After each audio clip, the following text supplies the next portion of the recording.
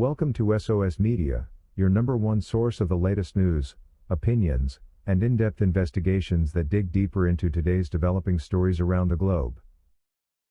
The then 56-year-old R. Kelly was sentenced to 20 years in prison over charges of indulging with young girls in a Chicago federal court, though 19 of those years will be served concurrently with a previous 30-year New York sentence. The Chicago trial was based on allegations from 5 young women who said that they were ill-treated by R. Kelly in the 1990s, and one victim testified under a pseudonym that R. Kelly began indulging with her when she was 14. R. Kelly pleaded not guilty to all the allegations. R. Kelly's Chicago conviction added to a 30-year sentence passed earlier after he was convicted in a New York federal court on charges of racketeering, with sentencing judge Ann Donnelly unfortunately saying his crimes were premeditated and cautiously calculated. At the New York trial, prosecutors called 45 witnesses, 11 of whom alleged that R. Kelly had ill-treated them and some of whom testified to orchestrating R. Kelly's marriage in the 1990s to the late singer Aaliyah, when she was allegedly 15 years old. With all these accusations and legal troubles R. Kelly has gone through over the years, a lot of questions have continuously come up whose appropriate answers tend to contradict all the government's reasoning that led R. Kelly behind bars, causing him all this unnecessary misery and lost time. We can today look at the argument fronted by the government that R. Kelly was mistreating these young women when he was living with them, yet it was obvious that these women were living an extravagantly lavish life. If you describe something as lavish, you mean that it is very intricate and inspiring and that a lot of money has been spent on it. Let's look at this intriguing analysis of events in line with arguments from the different R. Kelly cases. The cases against R. Kelly, the multi-platinum king of R&B, are not only about a sequence of allegations against a single man, but rather a complex situation devoid of dependable evidence from the alleged victims themselves. During the New York federal trial, R. Kelly's lawyer Devereaux Canick said it spun around the historical balance between liberty and injustice in the United States, and the decisions that everyday people make to shift the scale to either side. Canick began by declaring that R. Kelly was struggling to have his constitutional rights in court, equating him to Martin Luther King Jr. during the civil rights movement. He then urged jurors to question why the testimonies of R. Kelly's accusers now and again varied from their earlier interviews with the government. It was also observed that the accusers had very unusual lengthy preparations before they took to the stand, an action that confirmed that their versions of evidence could not have been true. "You really don't have to practice the truth," Canick told jurors. "The truth will ring out and endure forever, if it's the truth." Notable to note in his flashy closing arguments at the time, Devereaux Canick concluded the singer's New York trafficking trial by insisting, just like any of us would certainly do, that R. Kelly was not a predator because of his victims' lavish lifestyle. From R. Kelly's accusers' own statements, there is no evidence to show that he forced them to do anything against their will but rather stayed with him to reap the benefits of travel, shopping sprees and expensive dinners.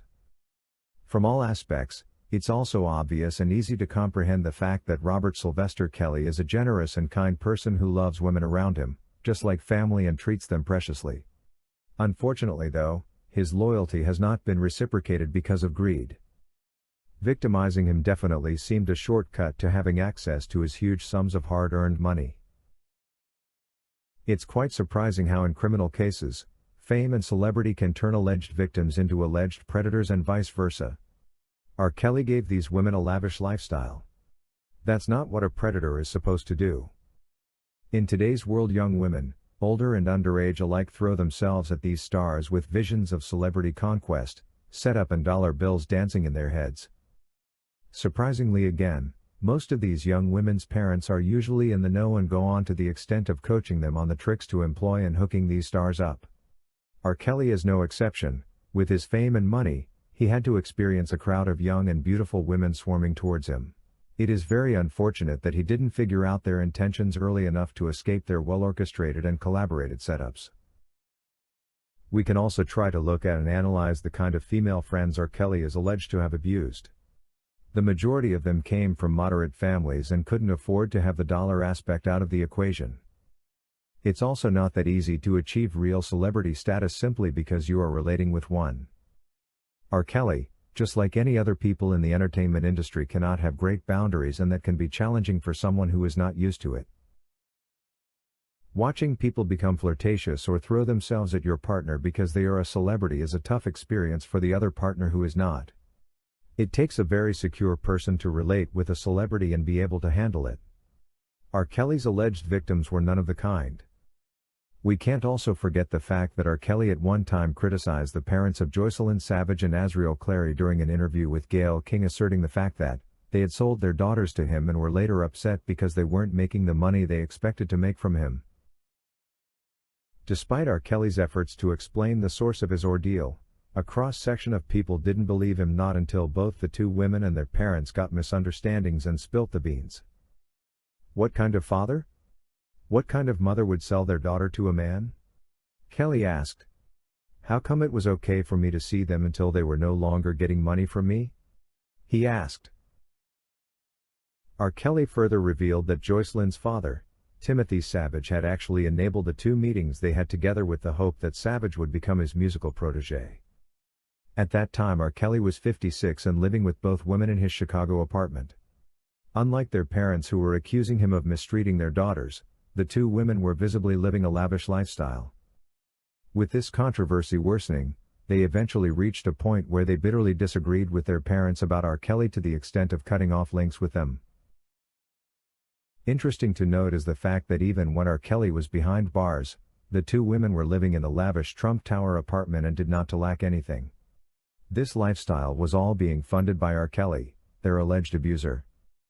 Sarcastically, once a family member of one of R. Kelly's girlfriends said she would have supported the prosecutors if they had found R. Kelly guilty of pampering women with so much luxury, that they become dependent and didn't want to leave him when they actually could.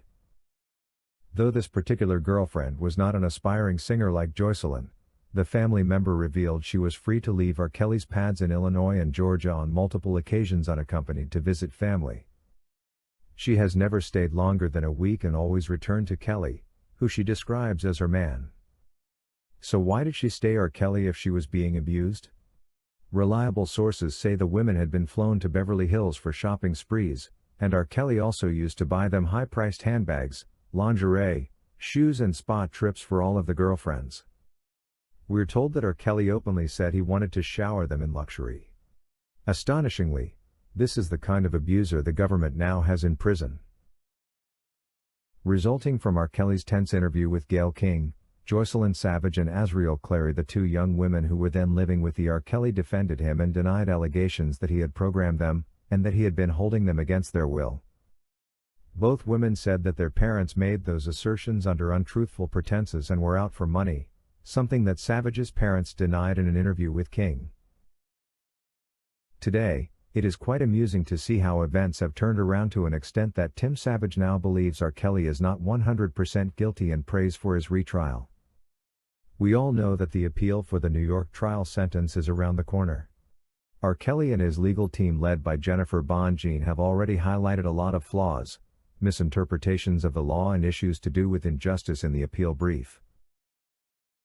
With such an articulate and experienced attorney as Bonjean, we are very optimistic that the appeal process will be a walkover this time.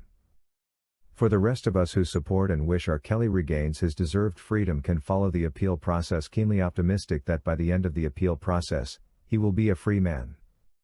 We want R. Kelly to walk back home and resume doing what he does best, give us more new music to enjoy. Thank you for watching today's video brought to you by SOS Media. If you haven't subscribed to our channel yet, please subscribe, and hit the bell icon so you never miss any of our videos. Also remember to leave your comment about today's topic in the comment section below.